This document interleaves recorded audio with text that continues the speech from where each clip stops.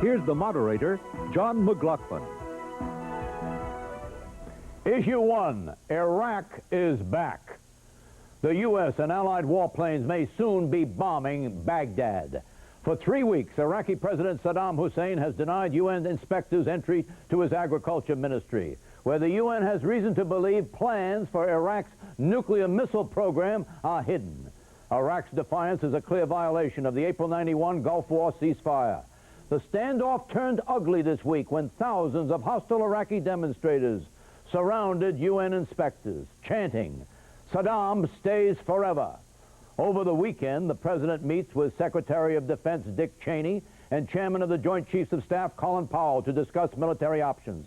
Despite the threat of force, Iraq continues to remain defiant. The people of Iraq and the leadership of Iraq are ready to face any consequences. This being an election year, the decision to use military force is politically delicate. Democratic presidential nominee Bill Clinton helped to ease the president's political burden by offering his support. To send a clear signal to Saddam Hussein that the fact that we have an election going on over here and that at this moment it seems to be going pretty well for Senator Gore and for me should not be interpreted by him to believe that our country has become divided on this issue.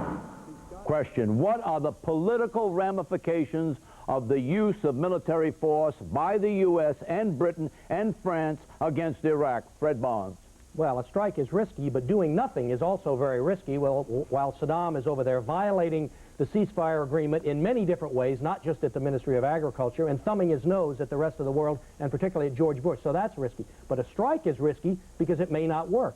What if you send airplanes in, they bomb, and Saddam doesn't comply? It doesn't exact such a high cost on him that he doesn't back down and he's not knocked out of power. That would be a disaster for Bush. So what he needs is the right kind of strike that is going to make Saddam comply. And you're going to have a strike because, look, he's not backing down. There are all kinds of violations, and the sanctions are falling apart as well.